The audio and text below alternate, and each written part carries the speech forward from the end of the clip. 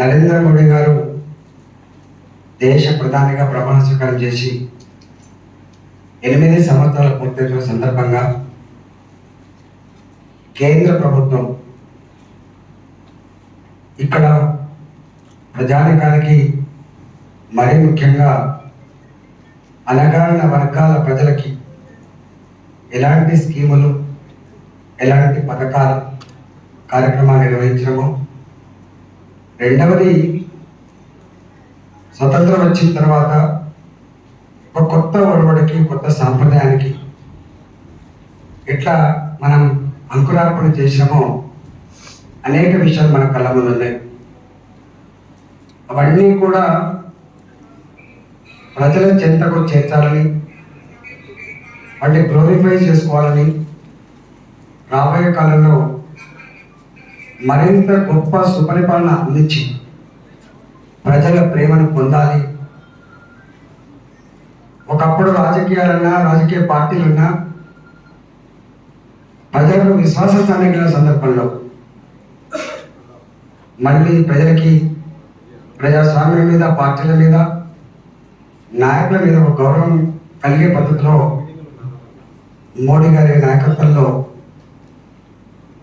8 సంవత్సరాల కాలంలో ఎక్కడ కూడా ఒక మచ్చ లేకుండా, ఒక స్కామ్ వచ్చింది అనే పద్ధతి లేకుండా, ఒక కమిట్మెంట్తో, కార్యదీక్షతో ఎట్లా కొనసాగుతామని చూస్తా ఉన్నాం. కొంతమంది విమర్శకులు కూడా ఉంటారు, ఏమడిగింది, ఏమొచ్చిందని వాళ్ళు కూడా ఉంటారు. ప్రపంచవ్యాప్తంగా వచ్చేటువంటి పరిణామాలు కూడా దేశం మీద దాని ఎఫెక్ట్ ఉండేటువంటి ఆస్కారం ఉంటుంది.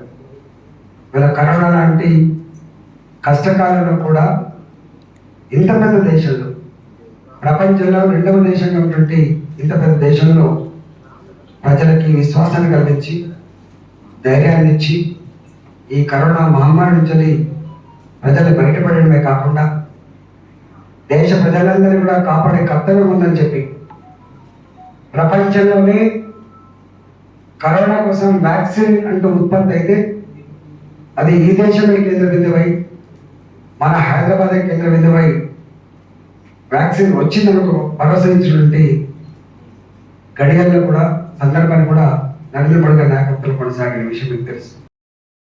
నేను కూడా చెట్లు పంచిపోయినా మొన్న పొద్దున తల్లిని కోల్పోయి, తండ్రిని కోల్పోయి అనాథలుగా ఉన్నటువంటి చిన్నపిల్లలకి వాళ్ళు అనాథలు కావద్దని ఈ ప్రభుత్వం, ఈ దేశం ఇంత గొప్ప బడ్జెట్ పెట్టుకున్న ఈ దేశంలో అలాంటి పిల్లలకి భరోసా ఇవ్వాలి, అలాంటి కుటుంబాన్ని ఆదుకోవాలని చెప్పి పిఎం కేర్స్ పేరిట 15 లక్షల రూపాయల చెక్కులు కానీ, 50,000 రూపాయల ఖర్చుల కోసం కానీ, వాళ్ళకు ఆరోగ్యపరమైన సమస్యలు వస్తే కార్డు కానీ, వాళ్ళకి నచ్చిన స్కూళ్ళలో అడ్మిషన్ ఇచ్చి చదివించడం కానీ, ఒక్క మాటలో చెప్పాలంటే తల్లి ఆలన, తండ్రి పాలన లేకపోయినప్పటికీ కూడా ఆ తల్లి పాత్రను నేను తీసుకుంటా అని చెప్పి నరేంద్ర మోడీ గారు మననే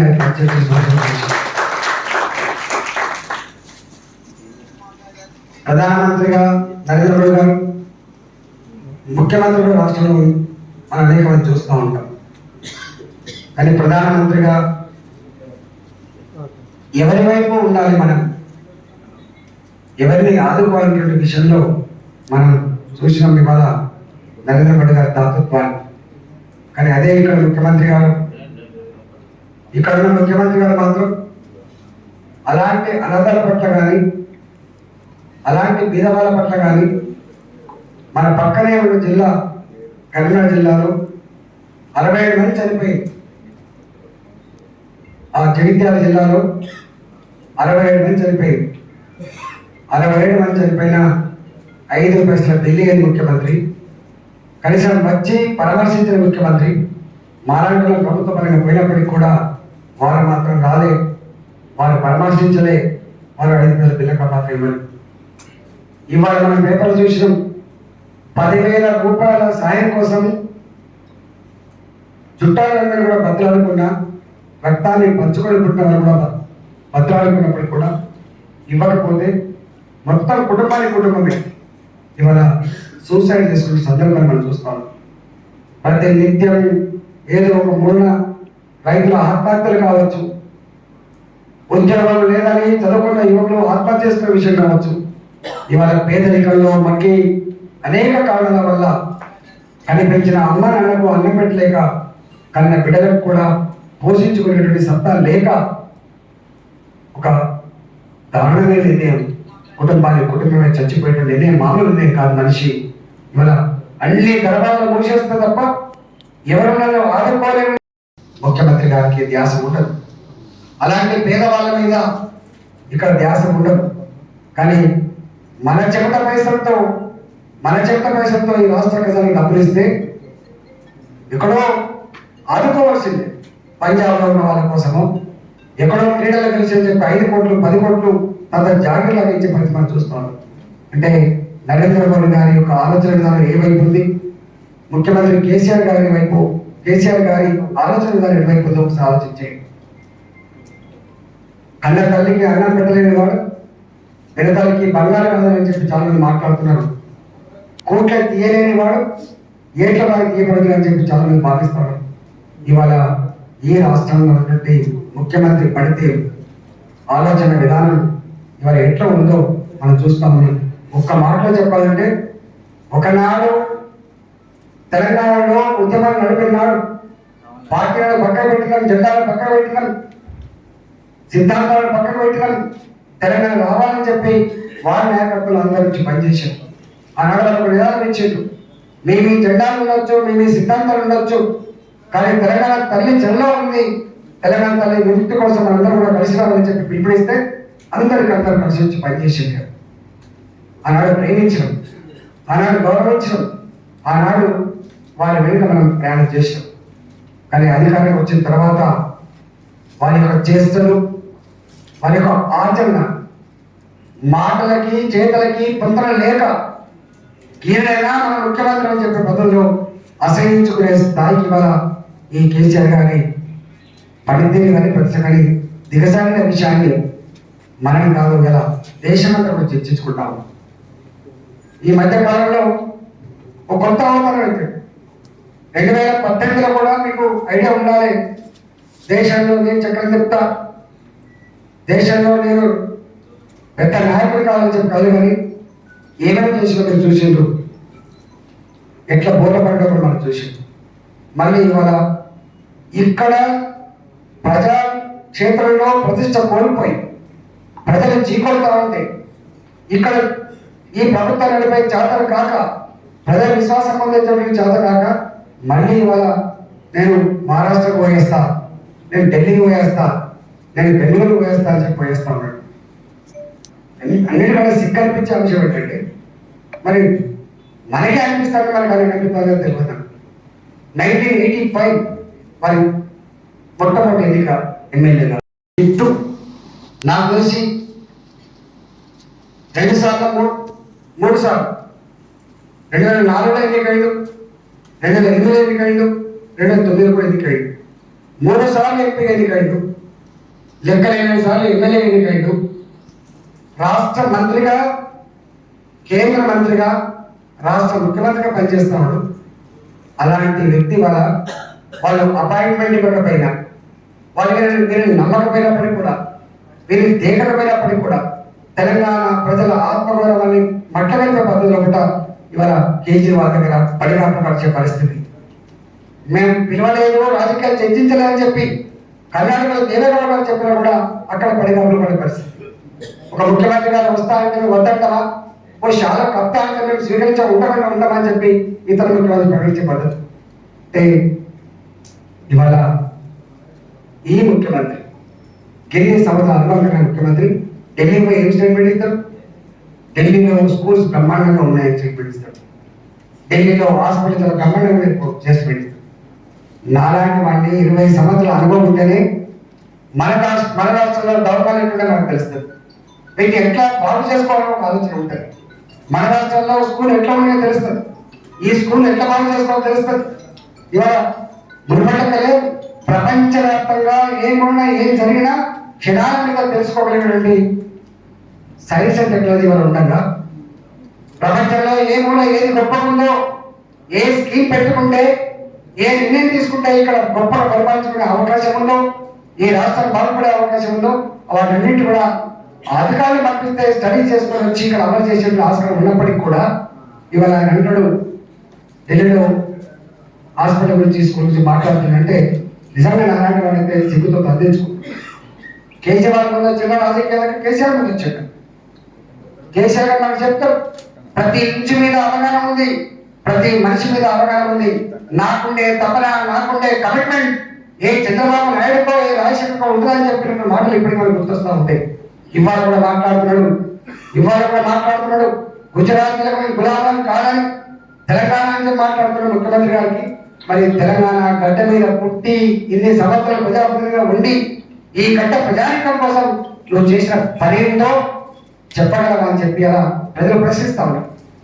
అందుకే ఇవాళ అక్కడ ఉన్న స్కూల్ ఇక్కడ పెడతా అని చెప్పి అక్కడ దవాఖాన పద్ధతులు ఇక్కడ అమలు చేస్తా అని చెప్పేటువంటి పద్ధతి అంటే ఎంత మతిలేని సిగ్గులేని పద్ధతిలో కొనసాగుతున్నా చూస్తా ఉన్నాం. అందుకని ఇవాళ ఎవరు మాట్లాడి కూడా మాట్లాడుకుంటున్నారు. ఈ తెలంగాణ గడ్డ మీద ఈ కులం ఆ కులమైన సంబంధం లేకుండా, ఈ వర్గం ఆ వర్గమైన సంబంధం లేకుండా ఒకటే నిరంతరం కేసీఆర్ని పొద్దు పెట్టాలి, కేసీఆర్ కూడా ఉంటారు. ఈ మధ్య కాలం మీరు చూస్తా ఉన్నాం, ఏమవసరం చూసిందా మీరు పేపర్ ప్రతినిత్యం ఆ పీకే ఒక కులాన్ని చుట్టూ పెట్టిండట. ఏ కులంలో టీఆర్ఎస్ పార్టీకి అనుకూలంగా ఉంది, ఏ కులానికి టీఆర్ఎస్ పార్టీ వ్యతిరేకత ఉంది, ఎట్లా పట్టుకోవాలని చెప్పి ప్లాన్ చేస్తుంది. నేను చాలాసార్లు చెప్పిన, ప్రజానాడికి తెలిసినటువంటి వ్యక్తి, ప్రజల కోసం ఇన్ని సంక్షేమ కార్యక్రమాలు అమలు చేస్తారని చెప్పిన వ్యక్తి, ఒక కళ్యాణ లక్ష్మి కావచ్చు, ఒక రైతు బంధు కావచ్చు, ఒక రైతు బీమా కావచ్చు, పెన్షన్ విధానం కావచ్చు, ఒక్క మాటలో చెప్పాలంటే దేశంలో అన్ని రాష్ట్రాల కంటే కూడా ప్రజా సంక్షేమం అనేది ప్రజారంజకంగా కొనసాగుతున్న పార్టీ, ప్రభుత్వం, రాష్ట్రం తెలంగాణ అని చెప్తారు. మరి గంట గొప్పగా అందించిన తర్వాత ఎందుకు ఈ పీకే నాయకుడు కూడా అవసరం పడ్డాడు? మరి అర్థమైపోయింది నీ ముఖానికి ఇక్కడ చెల్లుబాటు కాదని, నీకు అర్థమైపోయింది నీ మాటలు చెల్లవని, నీకు అర్థమైపోయింది నీ స్కీములు కాలం చెల్లిపోయిందని, వాళ్ళకు నీకు అర్థమైపోయింది నా మాటలు ప్రజలు నమ్మలేకపోతున్నారని నీకు అర్థమైంది. ఏదో రకమైన కుట్రాలు చేసి మళ్ళీ పీకే నాయకులను పెట్టుకొని ప్రజల్ని గోల్మాల్ చేసి మళ్ళీ అబద్ధాల మాటల మీద, పౌర మేనేజ్మెంట్ల మీద కుట్రతో గెలవాలని చెప్పి ప్రయత్నం చేస్తున్నారు. గుర్తుపెట్టారు. అయినా నాకు తెలిసి మీకు ఇప్పటిదాకా ప్రజలుగా చెప్పినట్టుగా మీరందరూ సాక్ష్యం, ఇక్కడ కూతబడితోడుగా ఉంది కాబట్టి బాధ్యత ఉన్నా లేకపోయినా మొత్తం ప్రజాస్వామ్యాన్ని కాపాడుకోవాలి, ధర్మాన్ని నిలబెట్టుకోవాలి, అహంకారాన్ని పాతరేయాలని చెప్పి భావించిన వాళ్ళందరూ కూడా మీరు పనిచేసింది. అక్కడ హుజరాబాద్ పనిచేసింది. అక్కడ ఏం జరిగిందో కూడా చూసింది. నాకు తెలిసి పీకే కాదు, పీకే చేయడానికి కూడా అందరి భద్రతలు కూడా ఎన్ని రకాల కుట్రలు చేయాలని కుట్రలు చేశారు. అన్ని కుట్రలని, అన్ని కుతంత్రాలని, అన్ని డబ్బు సంచులని, మద్యం సీసాలని, భయానక వాతావరణాన్ని తొక్కి పడేసి తెలంగాణ గడ్డ మీద కేసీఆర్ ఇది చెల్లదని చెప్పి చెల్లు కనిపించినటువంటి అనుభవం మన గడ్డ మీద ఉంది. నాకు తెలిసి మొత్తం దేశంలోనే ఒక సామాన్య కార్యకర్త కూడా ఎమ్మెల్యే కావచ్చని, ఒక సామాన్య కార్యకర్త ఛాయామున్నటువంటి వ్యక్తి కూడా ప్రధానమంత్రి గారు కావచ్చని ఈ దేశం మన కళ్ళ ముందు ఆవిష్కరిస్తే దాన్ని చెరిపేసి పైసలు ఉన్న వారికి రాజకీయం, డబ్బులున్న వారికి రాజకీయం కుట్ట చేస్తే రాజకీయ పద్ధతులు కూడా ఇలా కార్పొరేట్ పద్ధతి, కార్పొరేట్ల చేతుల్లో చిక్కి డబ్బులు నమ్ముకొని, మద్యాన్ని నమ్ముకొని ఇవాళ ఇట్లాంటి కుట్రలు చేస్తున్న ఈ ముఖ్యమంత్రికి ఖచ్చితంగా హుజరాబాద్లో ఏ తీర్పు వచ్చిందో వరంగల్లో కావచ్చు, యావత్ తెలంగాణ కావచ్చు, అదే తీర్పు వస్తుంది అని చెప్పి నేను నమ్ముతున్నాను. ఇవాళ మన కర్తవ్యం మరి కేసీఆర్ ఓడించాలని చెప్పి ప్రజలు కంపెనీ కట్టుకున్నప్పుడు దాన్ని ఎవరు లీడ్ చేయగలుగుతారు, ఎవరు ఆ విశ్వాసం కలిగించగలుగుతారు, ఎవరు ప్రజల హృదయాన్ని తెలుసుకోగలుగుతారు చర్చ జరుగుతాం. దాంట్లో భారతీయ జనతా పార్టీకి అనేక రకాల అనుకూలమైనటువంటి వాతావరణం ఉంది. ఒకటో వాతావరణం మొట్టమొదటిగా పరిశీలించేది నరేంద్ర మోడీ గారు కేంద్రంలో ఉన్నారు కాబట్టి వారి అండతో మనం తెలుసుకునేటువంటి ఆస్కారం ఉన్నటువంటి ప్రజల్లో ఉన్నది. రెండవ ఆస్కారం ఉన్నది శాంక్షన్ రిజిస్ట్రేషన్స్ ఎంత పెంచడం. ఇవాళ ఆర్టీసీ బస్ ఛార్జీలు పెరిగినాయి, శాంక్షన్ రిజిస్ట్రేషన్ ఛార్జీలు పెరిగినాయి. చివరికి ఇప్పటికే భారమైన లిక్కర్ ఛార్జీలు కూడా పెంచి 20,000 కోట్ల రూపాయలు 25,000 కోట్ల రూపాయల సంవత్సరానికి అదనంగా ప్రజల జేబులు కలిసేసి ఇవాళ దండుకుంటున్న పరిస్థితులు చూస్తాం. చివరికి వాహనాలు ఆటో నడుపుకుంటారు, స్కూటర్ పడ్డారు, సైకిల్ పడుకుంటారు, జీబులు నడుపుకుంటారు, కార్లు నడుపుకుంటారు. ఎక్కడ పడితే అక్కడ ఇవాళ ఒక వార్త వచ్చింది, చాలా కట్టలేదని ఆపితే 1,100 రూపాయల కోసం చిన్న పిల్లలు చనిపోయినటువంటి శవాన్ని అలా పేపర్లో చూసాం మనం. మీరు బయటకు వెళ్ళినాక సార్ మీకు ఇది లేదని అది లేదని మొత్తం మోసం చేసే పరిస్థితి. ఒక్క మాటలో చెప్పాలంటే వేయించక తింటాను ఈ ప్రభుత్వం, వేయించక తింటాను సామాన్య ప్రభుత్వం. ఇవన్నీ వదిలిపెట్టలేదు ప్రభుత్వం. రాజుల సొమ్ము రాజపాలని చెప్పి వినడం. ఇది రాజుల సొమ్ము కాదు కదా, ఇది మనసు, ఇది మనసు. ఖర్చు పెట్టబడే ప్రతి పైసా మనసు. ఆయన తిరుగుతున్న విమానాల ఖర్చు మనసు. ఆయన పామాలో పోయేటువంటి ఖర్చు సంవత్సరానికి 70 కోట్లు మనకు మనసు. లేచినా పడుకున్నా ఏం చేసినా కూడా మనసు ఉంటుంది. ఇలా కాపాడుతుంది. ఒక్క మాటలో చెప్పాలంటే ఇవాళ తెలంగాణ ప్రజానీకం యొక్క రక్తాన్ని ఇలా పిండుకున్నట్టుగా కనబడతా ఉంది, భారమైతా ఉంది, భయమైతా ఉంది పరిస్థితిగా. దీనికి ప్రజానీకానికి విముక్తి జరగాలంటే ఖచ్చితంగా భారతీయ జనతా పార్టీ నాయకులుగా కార్యకర్తలుగా మనం ఆ గురుతరమైన బాధ్యతని మన భుజాల మీద వేసుకొని ముందుకు తీసుకుపోతే మళ్ళీ అధోగతి పాలన ఆస్కారం ఉన్నట్టుగా మీరు భావించాల్సి. ఇవాళ ఉన్న మన కర్తవ్యం వైరుధ్యాలు లేకుండా ఉండవు, సమస్యలు లేకుండా ఉండవు, పంచాలు లేకుండా ఉండవు. మనుషులతో డీల్ చేస్తున్నప్పుడు అన్ని ఉంటాయి. ఇవన్నింటినీ అధిగమించాలి మనం. అధిగమించి మనం ప్రజలకు ఒక గొప్ప నాయకత్వాన్ని అందించాలి. రేపు కొనేటువంటి పరిస్థితి లేదు. ఎన్నో ఒకనాడు ఈ సంస్థ గొప్ప కొనేటువంటి పరిస్థితి లేదు. సింగాని పరిస్థితి అట్లున్నది, కరెంటు పరిస్థితి ఇట్లున్నది, రాష్ట్ర ఆర్థిక పరిస్థితి ఇట్లా ఉన్నది, చెప్పుకుంటూ కూడా ఉండదు. కానీ ఇవాళ ముఖ్యమంత్రిగా ఇప్పటికైనా భూమి మీద ప్రయాణం చేసి ఇప్పటికైనా ప్రజల ముందు ఈ పరిస్థితులు చెప్పి అర్థం చేయించి 24/7 పనిచేసి అక్కడ ఉన్న ముఖ్యమంత్రి ఇక్కడ ప్రజల్ని ఇక్కడ పరిపాలనను గాలి వదిలేసి బయట రాష్ట్రాలు కూడా తిరుగుతున్నాడు. బయట రాష్ట్రాలు కూడా దిగగానే ఫామ్ హౌస్ పోయి పడుకుంటున్నాడు. ఇలా ఇది ముఖ్యమంత్రిగా చేస్తున్న పని. అందుకే ఇవాళ ఇవన్నీ కూడా మనకు కాదు, ప్రజానికలో చర్చలుతాము. వాళ్ళని ముద్ద చేసుకునే కర్తవ్యం ఏం లేదని చెప్పి మనం చేస్తాం. మనం చేయాల్సిన పని ఏం లేదు. అన్ని విషయాల పట్ల సంపూర్ణమైన అవగాహన కలిగి ఉన్నది ప్రజలకి. మనం కేవలం మన వద్ద వాళ్ళకు చేరువై ధైర్యాన్ని ఇచ్చి మనం ముద్ద చేసుకోగలిగితే, మన యొక్క వ్యాలీ చేసుకోగలిగితే మనకు సులువుగా ఫలితం వచ్చే ఆస్కారం ఉన్నటువంటి సందర్భం ఇది మాత్రమే. నవ్ ఆర్ నెవర్ అనే పద్ధతిలో ఇప్పుడు కాకపోతే ఎప్పుడు కాదనే పద్ధతిలో మనకు ఉంది. కాబట్టి దయచేసి మన నాయకుల మీద కానీ కార్యకర్తల మీద కానీ ఎంత గురుతరమైన బాధ్యత ఉందో అర్థం చేసుకోమని చెప్పి మనం చేస్తా ఉన్నాం. ఇంతమంది సర్పంచ్ వచ్చి సర్పంచులు జీతాలు ఇవ్వలేకపోతారు. సర్పంచులు పనిచేస్తే బిల్లులు వస్తుంది. నాకు తెలిసి ఇవాళ లెక్క చెప్తా ఉండదు, కానీ ఇప్పటికే ఈ రాష్ట్ర ప్రభుత్వం రకరకాల పద్ధతుల్లో మేనేజ్ చేసి కారు రిపోర్ట్ ప్రకారంగానే 3,29,000 కోట్ల అప్పు చేసింది. తెలంగాణ వచ్చే నాడు 2 కలిపితే ఎఫ్ఆర్బిఎం రుణాలు ప్లస్ గ్యారంటీస్ కలిపితే 74,000 కోట్లు ఉండే. ఇది కొత్తగా ఆర్థిక మంత్రిగా ప్రమాణ స్వీకారం చేసినాడు. వారసత్వంగా వచ్చినటువంటి అప్పు 68,000 కోట్లు ఎఫ్ఆర్బిఎం రుణాలు, 6,000 కోట్లు గ్యారంటీ రుణాలు, 2 కలిపితే 74,000 కోట్లు ఉంటాయి. కానీ ఇవాళ 8 సంవత్సరాల కాలంలో మనం తీసుకునే ఎఫ్ఆర్బిఎం రుణాలు నా లెక్క కాదు, ఆయన లెక్క కాదు, కారు రిపోర్టు ప్రకారంగా తెచ్చిన లెక్క ప్రకారమే 3,29,000 కోట్ల రూపాయలు. అంతేకాదు గ్యారెంటీ రుణాల మీద అది పెద్ద సబ్జెక్ట్ అని పోతే ఉండదు, కానీ ఎట్ల పడితే అట్లా రుణాలు తీసుకునే ఆస్కారం లేదు. ఎట్ల పడితే అట్లా కార్పొరేషన్ ఓపెన్ చేసి రుణాలు తీసుకునేటువంటి సత్తా లేదు రాష్ట్ర ప్రభుత్వం. అయినా చట్టాన్ని మార్చుకొని రెవెన్యూ రిసీట్స్ లో సంవత్సరం ప్రజల ద్వారా వచ్చేటువంటి ఆదాయంలో 90% రుణం తీసుకునే అధికారం ఉన్నప్పటికీ కూడా చట్టసభలో దాన్ని మార్చుకొని 200% కూడా గ్యారంటీ రుణాలు తీసుకోవచ్చని చెప్పి మార్చుకొని ఇవాళ 1,30,000 డబ్బులు వసూలు చేయి. ఏ కార్పొరేషన్ సొంతంగా ఎకానమీ జనరేట్ చేసుకో, ఏ కార్పొరేషన్ సెల్ఫ్ సఫిషియెంట్ లేదు, ఆ కార్పొరేషన్ తీసుకున్న రుణాలు కూడా తెలంగాణ రాష్ట్ర ప్రభుత్వమే డబ్బులు కట్టాలి. అందుకే వాళ్ళు అంటున్నారు, అవును నువ్వు కార్పొరేషన్ పెట్టిన రుణాలు తీసుకున్నావు, నీ మిషన్ భగీరథ 26,500 కోట్లు తీసుకున్నావు, ఎక్కడికి వెళ్తావు ఈ పైసలు నుంచి పడుతుంది కాదు. నువ్వు ఇరిగేషన్ కార్పొరేషన్ మీద 20,000 కోట్లు అప్పు తీసుకున్నావు, నువ్వు ఎట్లా కట్టవో చెప్పమని చెప్పడుతున్నావు.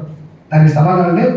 ఇవాళ మా మీద విరుచుకపడుతున్నటువంటి ఎంపీలకి, ఎమ్మెల్యేలకి, మంత్రులకి, సీనియర్ నాయకులు విజ్ఞప్తి చేస్తున్నా. నేను ఒకటే అడుగుతాను, ఇవాళ కారు ప్రకటించిన 3,29,000 కోట్ల రూపాయలు నిజమాబద్ధం ఒకసారి చెప్పండి. మీరు చట్టసభలో అసెంబ్లీలో 90% రెవెన్యూ సీట్స్ లో గ్యారంటీస్ ఇచ్చేటువంటి ఆస్కారం ఉన్నప్పటికీ కూడా చట్టాన్ని మార్చుకొని 200% పెంచుకుని బాగా వాస్తవా కాదని చెప్పండి. గ్యారంటీస్ పేరులో 1,30,35,000 కోట్లు అప్పు చేసే మనం వాస్తవా కాదని చెప్పండి. ఏ ఒక్క కార్పొరేషన్ కూడా ₹1 మనకు ఆదాయం లేకుండా రాష్ట్ర ప్రభుత్వ ఖజానా నుంచి కడుతున్న మన వాస్తవం కాదని చెప్పండి. అట్లా అయినప్పుడు 3,29,000 కోట్లు ప్లస్ 1,35,000 కోట్లు రెండు కలిస్తాయి దాదాపు 4,50,000 కోట్ల 4,50,000 కోట్ల పైచీలకు అప్పు. ఇవాళ సర్పంచ్ చెప్తున్నట్టుగా చిన్న చిన్న కాంట్రాక్ట్ నాకు తెలిసి ప్రభుత్వపరమైన కాంట్రాక్ట్ అంటే గంటేసి తీసుకునే రోజు నుంచి ఇవాళ రోడ్ల టెండర్లు వేసిన, డైరెక్ట్ టెండర్లు వేసిన, కాంట్రాక్ట్ ఎంప్లాయీస్ కోసం టెండర్లు వేయాలని కూడా ఎవరు ముందుకు రావట్లేదు. కారణం ఏంటి? డబ్బులు రావు. చేసిన వాడికి డబ్బులు వస్తలేవు, చేసిన వాడికి వడ్డీలకు పైసలు వస్తలేవు. ఇవాళ వాళ్ళు పబ్లిక్ డొమైన్లో పెట్టలే కానీ 40,50,000 కోట్ల రూపాయలు అప్పు ఉన్నట్టుగా కనపడతారు. ఇవన్నీ కలిపితే 5,00,000 కోట్ల రూపాయలు. 5,00,000 కోట్ల రూపాయలు. ఇవాళ వరంగల్లో చెప్పులు కొట్టుకునేటువంటి కుటుంబంలో కూడా ఒక మండలాల్లో పుడితే, ఒక కొడుకు బిడ్డ పుడితే 1,25,000 అప్పుతో పుడతాడు. మనం అనుకుంటున్నాం పెన్షన్ ఇస్తాడు నా పెద్ద కొడుకు, కళ్యాణ లక్ష్మి ఇస్తాడు మా మేనమామ, ఆయన మాట్లాడు కళ్యాణ లక్ష్మి ఇస్తుండే మీ మేనమామ, పెన్షన్ ఇస్తుండే మీ పెద్ద కొడుకు. ఎక్కడి పైసలు ఎక్కడ ఇస్తున్నారు? ఇవాళ సంబరపడ్డం మనం పెన్షన్ తీసుకున్నప్పుడు, సంబరపడ్డం మనం కళ్యాణ లక్ష్మి చెప్పి తీసుకున్నప్పుడు.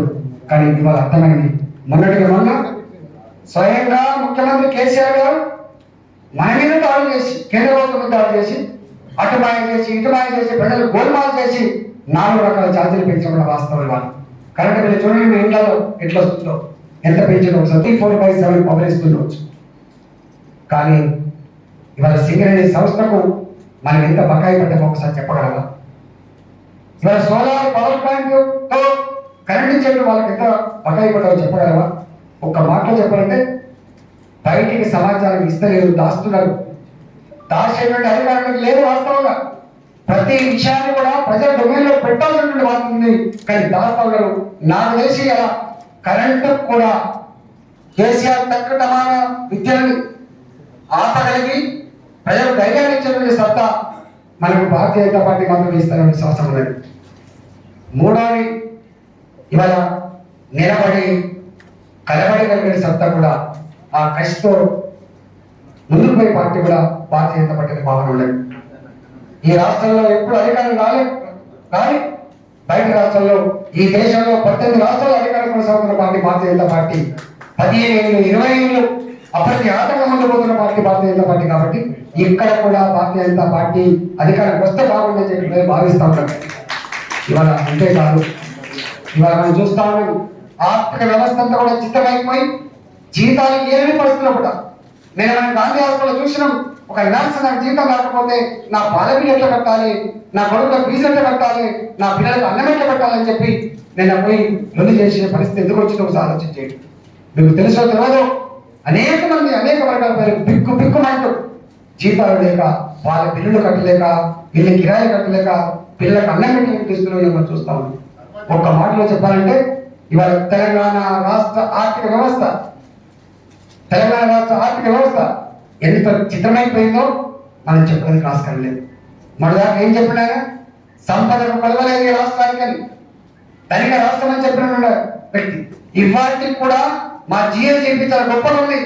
కేంద్ర జిఎస్డిపి 2% 1% పెడితే నా జిఎస్డిపి 9% 8% పెరిగిందని చెప్పి జబ్బలు చదువుకున్న ముఖ్యమంత్రి ఇవాళ కేంద్ర ప్రభుత్వం కొంచెం దృష్టి పెట్టి ఏమైతుంది తెలంగాణలో, ఏం జరుగుతుంది తెలంగాణలో చెప్పి దృష్టి పెట్టి ఆ కంట్రోలర్ ఆర్డర్ జనరల్ దృష్టి పెట్టి లెక్కలు తీస్తే ఇవాళ అవన్నీ కూడా నేను ప్రత్యక్ష సాక్షి దాన్ని. ఇవాళ ఎంత దారుణమైన పరిస్థితి అంటే ఇవాళ పేపర్లు వచ్చేది జీతాలు ఇచ్చే పరిస్థితి కనపడతలేదు అని మీకు తెలుసు. అనేక రిచెస్ట్ సంస్థ సింగరేణికి వేల కోట్ల రూపాయలు డిపాజిట్లు దేవుడికి వాళ్ళ జీత భత్యాల కోసం కూడా సింగరేణి బ్యాంకుల ముందు మోకరిల్లి ఇలా అప్పులు తీసుకునే పరిస్థితి వచ్చింది. ఇవాళ కరెంటు సంస్థలు జెన్కో, ట్రాన్స్కో, డిస్కామ్లు నాకు తెలిసి నేను ప్రెస్ మీట్ పెట్టాను, అధ్యక్షుడు మాట్లాడుతూ ఉన్నాను. నేను అడుగుతున్నా 24/7 పవర్ ఇస్తుండవచ్చు, కానీ ఇవాళ సింగరేణి సంస్థకు మనం ఎంత బకాయి పడ్డామో ఒకసారి చెప్పగలరా? ఇవాళ సోలార్ పవర్ ప్లాంట్ తో కరెంట్ ఇచ్చేట్టు వాళ్ళకి ఎంత బకాయి పడ్డామో చెప్పగలరా? వరంగల్ జిల్లా, నేను కూడా మన జిల్లాలో ఒక భాగస్వామి కాబట్టి నా వంతు కూడా పార్టీ నిర్మాణంలో, పార్టీని ముందు తీసుకుపోయో, రేపు పార్టీని గెలిపించడంలో నా వంతు సహకారం కూడా నిర్వహించుకోవాలి. తప్పకుండా అందిస్తానని చెప్పి మనవి చేస్తూ మీ అందరికీ మరొకసారి నమస్కరిస్తూ సెలవు తీసుకున్నా. జై తెలంగాణ, భారత మాతకి జై.